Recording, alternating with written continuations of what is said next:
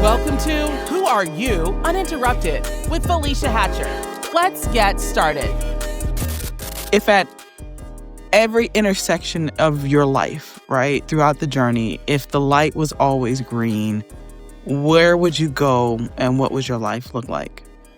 And I'm asking that question for a few reasons, mostly just from conversations I've had in the past week, where I just feel like there's so many mental limitations that we put on ourselves and our journey.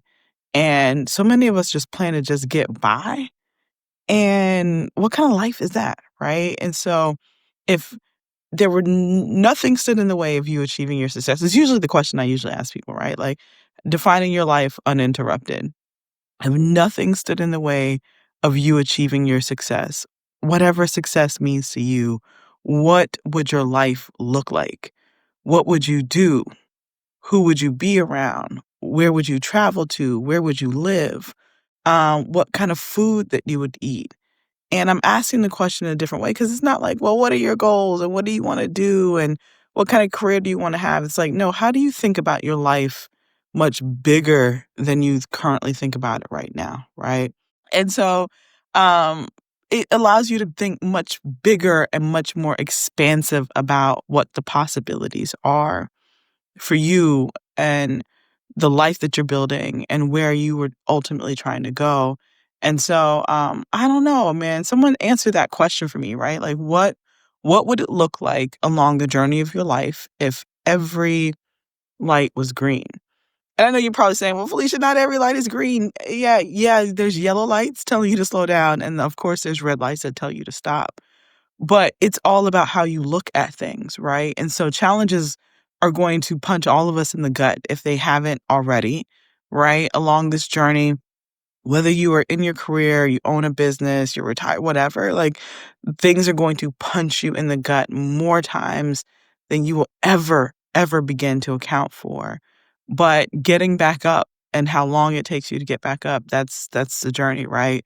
But believing that at some point things will get easier for you or the load will be lightened or you'll figure out a way to get out of whatever your go through is in this moment or in that moment is the green light, right? And so how we look at things, how we react to things is really how we build a life that's completely uninterrupted. And so I'm asking you that because most of us plan for failure way more than we plan for success, right? We just do. I don't know where that comes from. I've done it. I don't do it more as much anymore. It still creeps in every now and then, but we've just been kind of hardwired to say like, man, all of this is going to go wrong. And like, well, what if it goes right? Like, what does that look like for you? Right? What does that look like for your family, look like for your business if you only operate in the mindset of like, this will go right?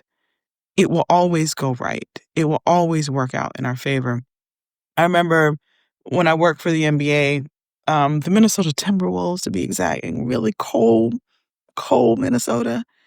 And I don't know if I've shared this story on there, but my boss, the general manager at the time, Chris Wright, at the time, y'all, like Kevin Garnett had just left and the team sucked. When I say the team sucked, the teams absolutely suck, right?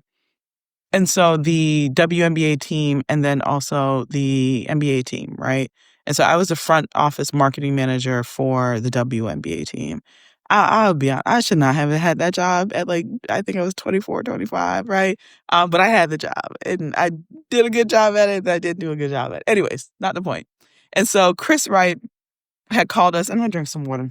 He had called us all into this meeting. The team sucked, right? They were both just the worst teams in their respective industries. Morale was low in the office. People weren't just, if people even showed up, they may have been present in the body, but they weren't present in the mind. And I can say I was that as well, right? Phones weren't ringing. Nothing was going well. You couldn't give, not even that you couldn't sell tickets, you couldn't give tickets away at the time. That's just how bad the teams were, right? The phone wasn't ringing. People weren't showing up. There was just like no excitement. And Chris Wright, the general manager of the Timberwolves and the Lynx at the time, my boss, called us all into this big, like, the big staff room with everybody that worked in the front office. And we're sitting there and it's just like, well, staff meetings. You're just like, what is this meeting about? I don't really want to be here. And Chris started doing this thing that he had not done in the year that I worked there, and just start asking everyone, like, are you 50 game ready? And then just kept saying, like, randomly, are you 50 game ready? And I'm like, what the heck does that even mean? I played sports all my entire life. I still didn't know what that meant. And then he started pointing at people, and he pointed at me, right? Are you 50 game ready? And I just kind of shook my head because I was just like, I don't know what that means. But I just knew I was at a point where I'm like, I don't really want to be on this team anymore. The title was amazing. The perks were amazing, but it's hard to not be on a winning team. And it's even harder to not have a winning mentality and not be on a winning team, right? Or a possibility mentality and not being on a winning team. Anyways, and so he goes on to say, some of you are probably wondering, what the heck do I mean by being 50 game ready? And so 50 game ready means, for those that don't know about sports, don't care about sports, 50 game ready means 0.500. And so most of us have heard that from like commentators in the sports space, 0.500. And it means that you've won just the same amount of games that you've lost, right? 0.500 means you've won the same amount of games that you've lost. That means that you've had some W's, but that you also had some L's, right? 0.500, are you 50 game ready? And so at the time, that's where the organization was, right? We were 0.500. We had won just as many games as we had lost. But in that, you're still in contention to making it to the playoffs. And if you make it to the playoffs, like, you get a complete clean slate if you make it to the playoffs. And you have the same exact opportunity as everyone else that has made it to the playoffs to actually win the championship, right? Are you 50 game ready, 0.500? And so when I said, like, at the time, we were horrible. Our teams were sucking. But for all of us that were in the front office, we were putting everything on the players on the court. Like, if they were doing a better job, we would be okay. The phone would ring, ticket sales would increase. The internal staff would do what they need to do if the team on the court was winning. And why he called all of us that worked into the front office into the office was, into that conference room, was specifically that. And he said, if the team started winning in this moment, would we be internally ready to handle that level of success? Will we be internally ready for the phones to start ringing again? Will we be internally ready for the sponsors to come back and ask for all the things that they wanted? Would would the box offices be ready and clean? Would the uniforms be like, at every step of the point, he kept asking, like, would all these things internally actually be ready when we succeed? And so everyone is expecting everyone else to do their part, especially the players on the team, to win. But internally, we weren't ready to handle success. And I was just like, man, that's good, right? I was just like, it was a moment that all of us needed. Like, what is your personal journey within success? And are you pushing what success means to you onto someone else to change the tide for you, or are you doing the deep work? And moreover, it's the things that happen in the dark that really are the test of, can you handle success when it comes to you? Because that was what was happening within the organization, right? Like, when I say the phones did not ring, the phones did not ring. And at one time, when people would pick up the phone, like, before the phone rung once to answer our calls, right? Like, that, none of that was happening. And so it was really dark days. Nobody wanted to be there. The morale was down. And all of us were just like, it is the players' job on the court to change this thing around, and not what we were doing, and not what we were preparing to, when they started winning, that we could actually handle that level of success. And so, like, that's the same thing, like the Oprah effect for many people that have been on there, right? Like, for all the people that have gone on that show or similar shows and killed it, there's so many people that crumbled in that moment, because in the midst of the hoping and the wishing, they were not laying the right type of foundation to actually handle that, right?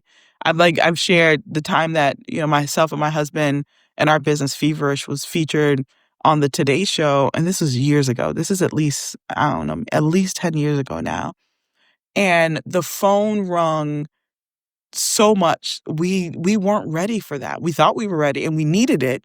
And that bump actually changed the trajectory of everything for us.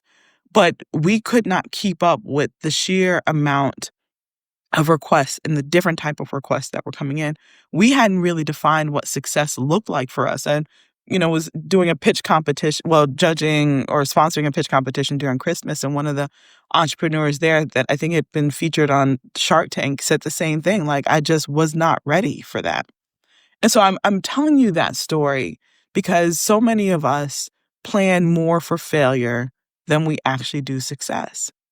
And we don't think that we do it, but in our minds, why we have failure to launch or why we don't go for the things that oftentimes are closer to us than we realize is that in our heads, we've run through every worst possible scenario of everything that could possibly go wrong. And we have not spent nearly that same amount of time on what could actually go right. And so my question for you is like, well, what does success actually mean to you? Right? How do you not just win in this moment, but how do you win bigger in this moment? And none of that clarity on or that path to success happens without you getting very, very, very clear on what it is exactly that you want. Right? And so confused mind makes either no choices or poor choices. I'm going to say that one more time, right? A confused mind makes either no choices or very poor choices. And so what is it that you want? What does success actually mean to you? Because if not, you'll keep doing all these random things that kind of look like, kind of sort of feel like this is the path that I want to be on, but it ain't it. Because you haven't defined that, right? So many of us wait for other people to define what success looks like to them or for you instead of actually saying like, no, this is what I want. And you may not be impressed by that, but that's okay. This is genuinely what I want. This is what winning actually looks like for me. Who said that? Started thinking like that and it changed my life forever. Before you can start down any journey, you have to define what success actually means to you personally. And then you also really need to define what does failure mean to you personally as well, because it's completely different. Like I remember as a kid growing up, it was like the American dream is like, the house, the car, the white picket fence, 2.5 kids and a dog and all. And I was like, I don't really like dogs. I didn't grow up with dogs. My brother was allergic to dogs. I don't have a love for dogs like other people do. And so that wasn't a part of my dream, right? The white picket fence. I didn't grow up in a neighborhood that had white picket fences, even the nicest houses and where my hometown did not have white picket fences. So I'm like, well, that looks like success to me. But I'm being facetious a little bit, but you have to answer this question for yourself.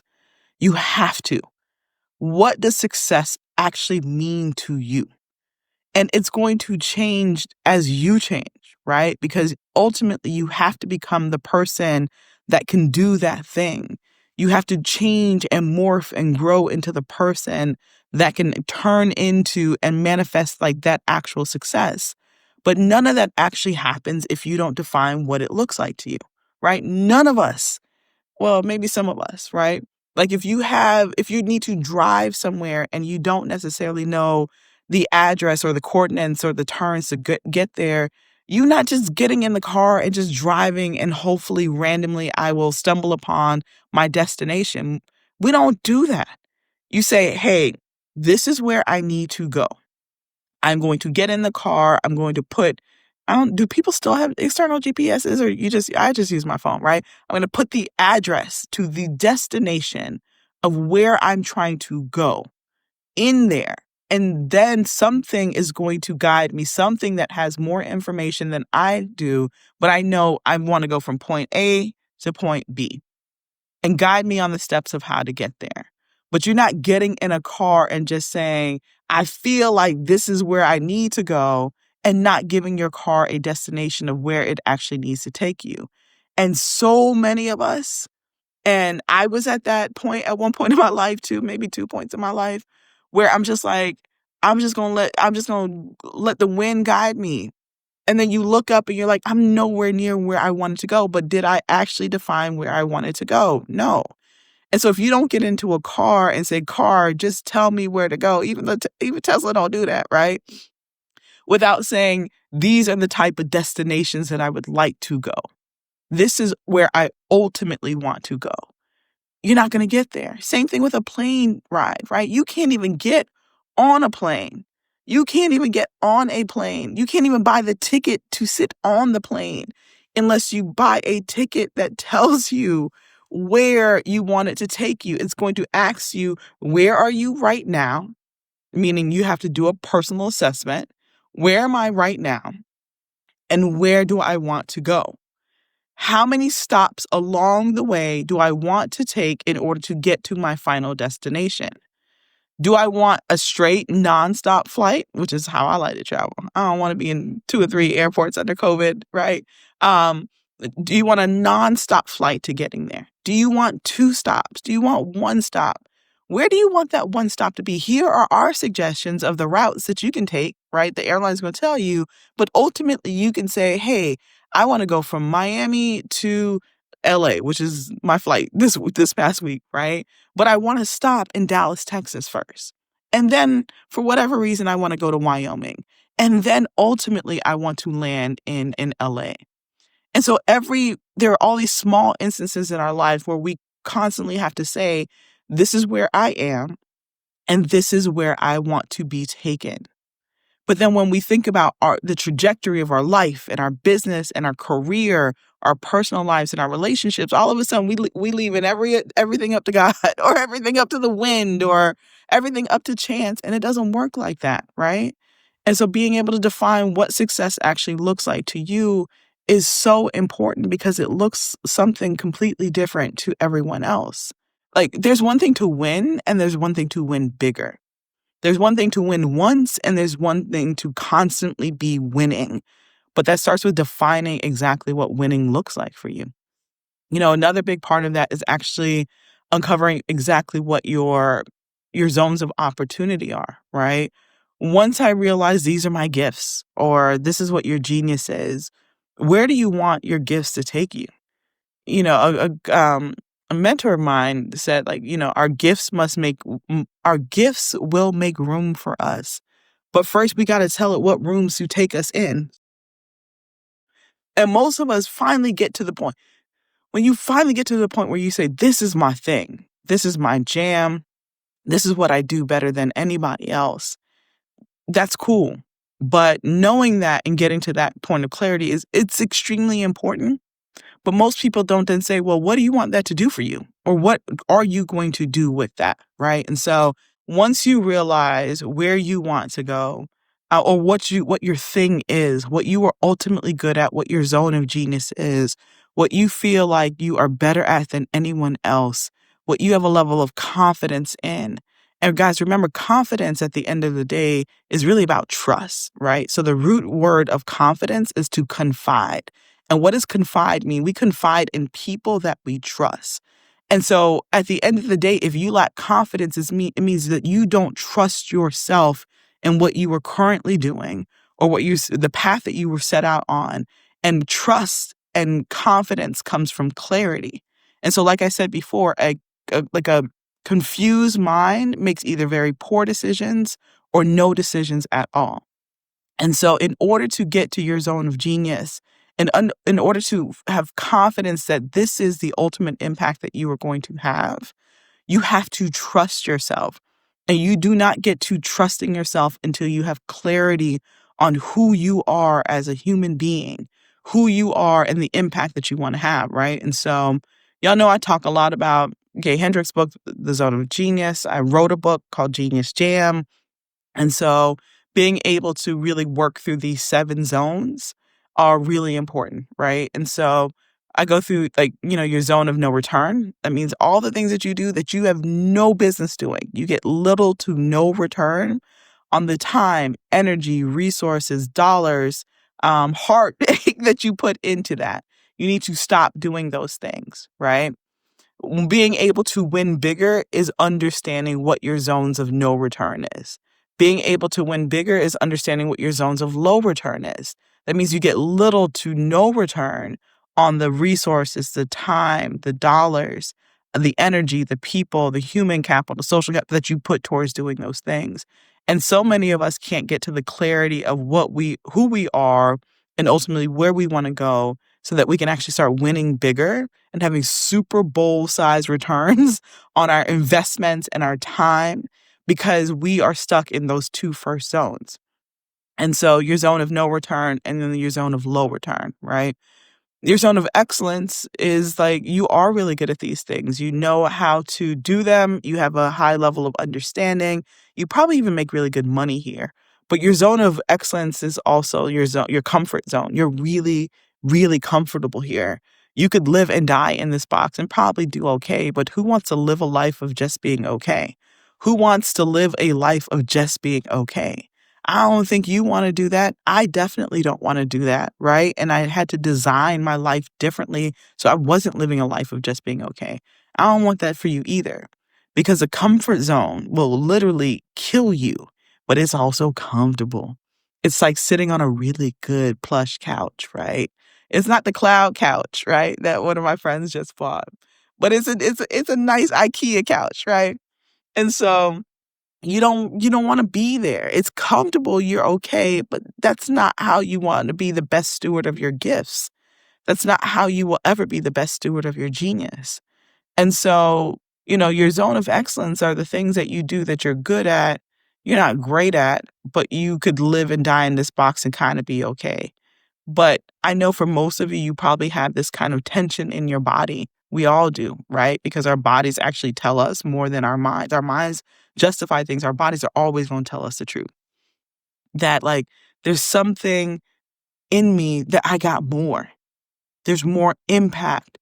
That, right? So who said that? Tony said, your comfort zone will actually kill you, right? And sometimes not necessarily in the physical sense, in the mental sense, right? Or in your body, just like, this ain't it. I go into rooms or I meet people and I'm just like, man, I could do this or I could do much better than that, but why am I not doing it? It's the questions that you constantly ask yourself. And so your zone of genius are the things that set your soul on absolute, absolute fire, right? Set your soul on fire. You do those things with ease. You have a level of confidence that nobody else has in the way that you do your thing. There is a thing that you do, sometimes multiple things, but it's usually one thing that you do better than anybody else because it's your thing. And when you truly step into that, that is what unlocks your zone of opportunity. That is what completely unlocks forever your zones of income, and ultimately and forever unlock your zones of impact, right? But if you don't get rid of the other two things, right, your zones of no return, Gay Hendricks calls this your zone of incompetence and your zone of competence. I take it a step further. It's not just in your incompetence, but you should never do those things again. And so most of us have just like an internal struggle with so many of those things because, one, we're not asking ourselves the right questions. And so Tony Robbins always says the quality of your questions determine the quality of your life. The quality of your questions determine the quality of your business. The quality of your questions determine the quality of your family. The quality of your questions determine the quality of your love life, right? I can go on and on and on. And so when I'm with people, I'm always asking a lot of questions. When I am teaching, I'm always asking you some very deep questions. I'm giving you answers as well, and a toolkit on how to answer those things.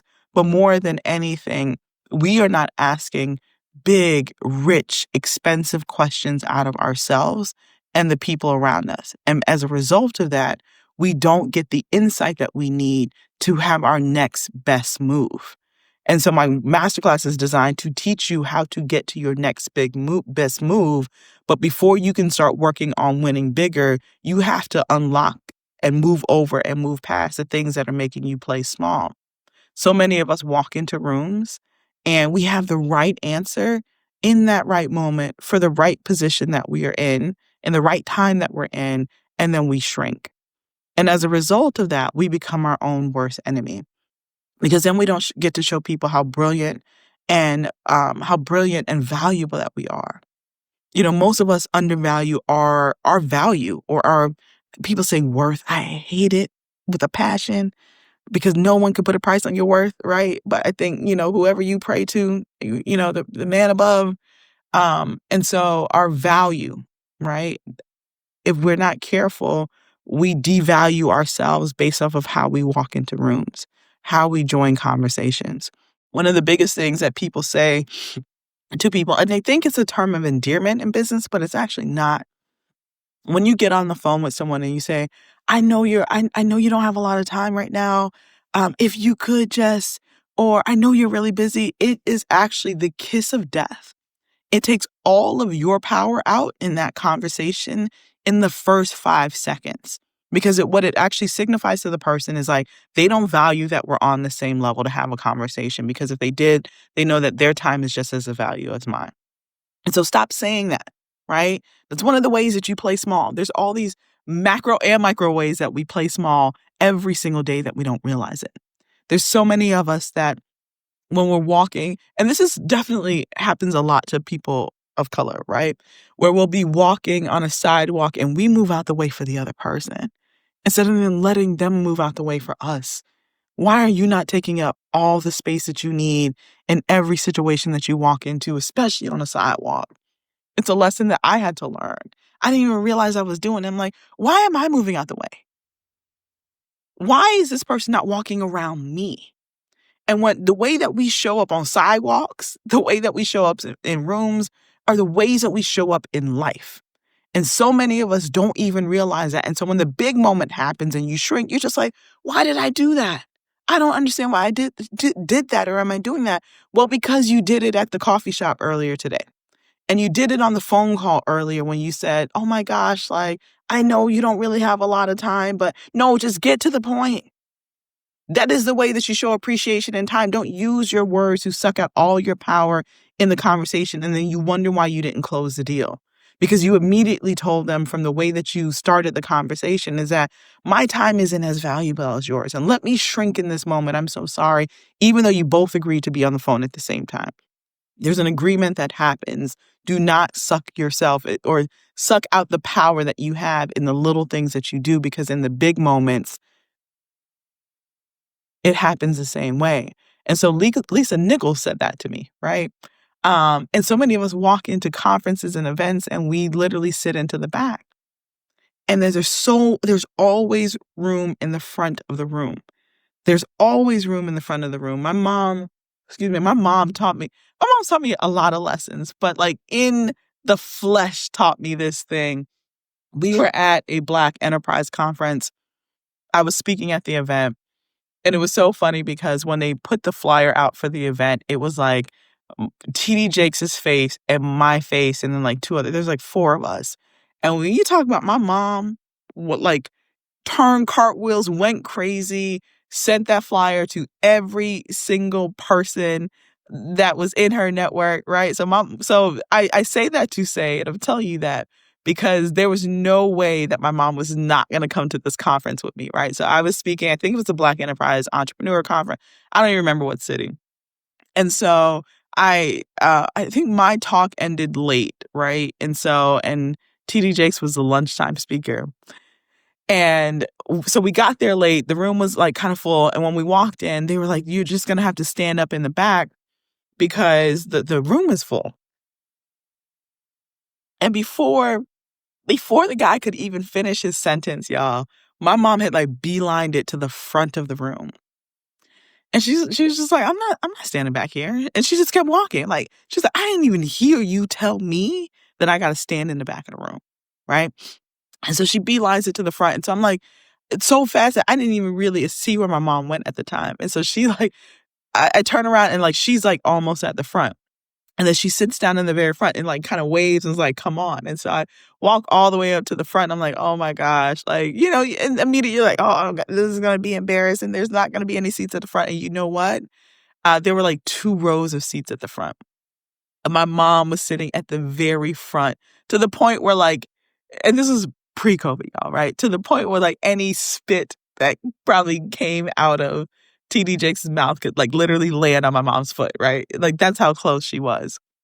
And in that moment, it was like one of those things that like I've never forgotten, right? There is always room at the front. There's always room at the front. And so many of us don't know that. And so many of us just assume that all the best seats in the room are always taken. We assume that with every single opportunity in our life that all of the best seats in the room are always taken. So let me sit in the back. Or we say like, what are people going to think about me as I walk to the front? They're going to think like, shit, I didn't look up at the front for the best seats either. You know why the seats in the front of the room are always taken? Because they're always reserved. They're reserved for the people that have the audacity to say, I deserve to be in the front at all times. That's who they're reserved for. They say VIP, but who says that you're not a VIP? Why are you waiting for someone else to tell you that you are the most valuable person, right? Or a very important person? You are a very important person. You are. And so the seats are always at the front. And so when Lisa Nichols said that, the way that you show up in this room is the way that you show up in life is true. Some of us will walk into the room that we have prayed about, we have worked our butts on, and when we get in that room, we sit in the very back, or we sit to the sidelines, or we maybe even find a room in the middle, but we never sit in the front. Why? You're asking for the light to be shining on you, figuratively, right, and literally. And then when those moments happen, you shrink. Why? Tell me why, right? And so always know that there's room in the front.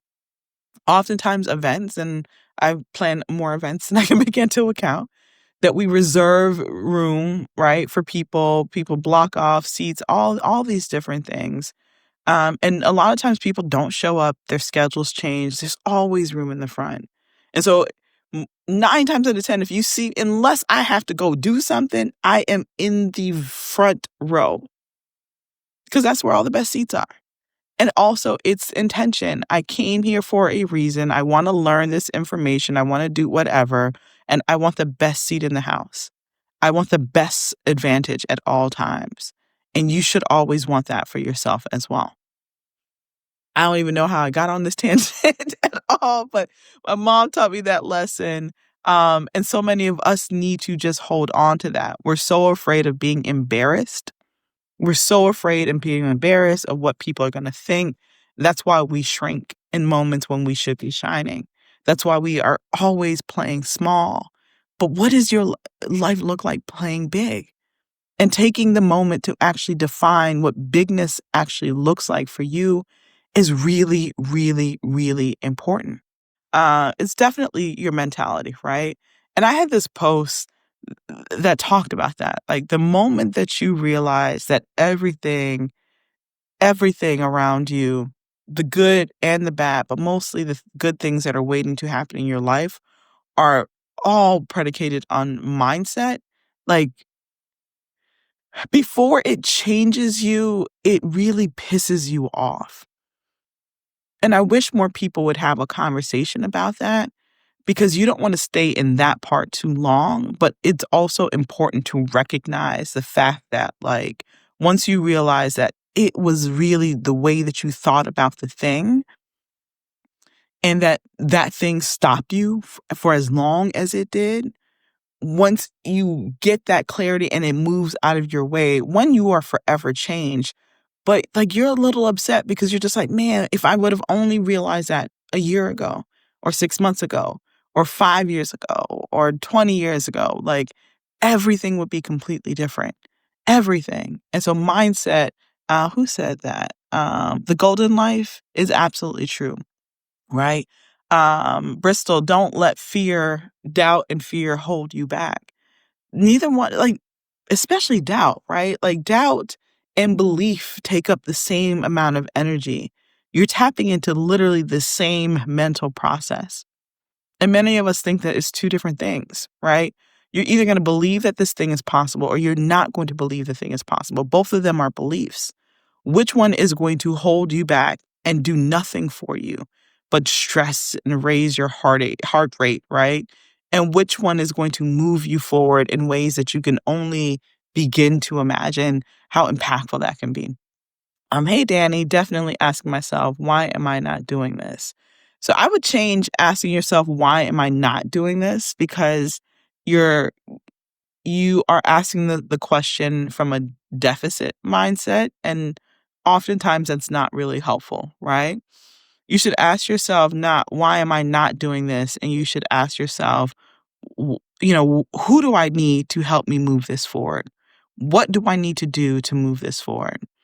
You can, take James Clear's philosophy of just getting 1% better every single day. You can take Dominic Artis's philosophy and just dedicate yourself to getting 2% better every single day. You can break the thing down, but again, kind of going to quality of your questions determine the quality of our lives. And we have not been taught to ask the right type of questions of ourselves and other people. And that's where a lot of the struggle comes from. And so don't ask yourself, why am I not doing this? Ask yourself, what do I need in order to get this done? And you'll get so much more clarity out of that. You'll tap more into your creative process in doing that. And then you will essentially, by asking that question of yourself and just that one reframe, you'll start to mentally plot out the things that you need to do in order to be able to get that done. As a minority, we often hide. We're programmed to think that we don't deserve it. Breaking free is our path to freedom. You know what, Bristol, you said something that's really important. And, in the work that I do, it's like asset frame language as opposed to deficit frame language is so important. And the thing that you hit on the head is as a minority, I don't call myself a minority. I'm not a minority. I'm a majority. And so the terms that we accept other people to put on us, and then the terms that we honestly start wearing ourselves are a problem. Ain't nothing minor over here. And there's nothing minor over there either for none of us. I don't use that language, right? And as much as I possibly can, I make sure that we don't use that language within our organization and organizations, and then work in the work that we do, right? Like, no, this is who we are. There's nothing minor about you. And the fact that people allow us to use that language, or not allow us, we've come to use that language and come to own that, is a big problem. And so, and herein lies the issue, right? Where a lot of us feel small because of what has been bestowed upon us in a negative way, right? And so if you live your whole life being told that you are minor and that you are a minority, and that, why did I do that emphasis on that? But it needed that, right? If you were told that your entire life, that is how we show up in rooms. And then ultimately that's how we show up in life.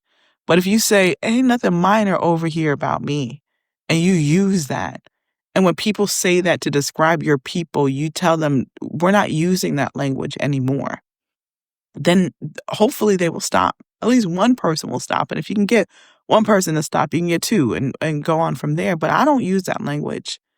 And I implore people to stop using that as well. That's not how you describe human beings. That's not how you describe people that have had massive, massive contributions on this earth. Not just here in the United States, on this earth. There's nothing minor about any of that. And so we have to start using it. But we've been programmed to do that. And it's unfortunate because so much of the work that each and none of us do, how big we want to live our lives, so much of that is we have to kind of erase what we have learned and kind of unlearn to relearn the right thing. And that's the part, that's the deep work that we have to work on, right? And so whatever the success is that you want, you have to become the person that can do the thing. And oftentimes that is getting rid of all the negative self-talk, putting on blockers to ignore all the things and the BS that has been thrown at us in order to really truly have the breakthrough that we want. All right, I think I'm gonna get ready to jump off because I promised my kids pancakes and I'm not making the pancakes. And so I need to figure that out because it'll be a hot mess of craziness if we go into this kitchen and start making pancakes.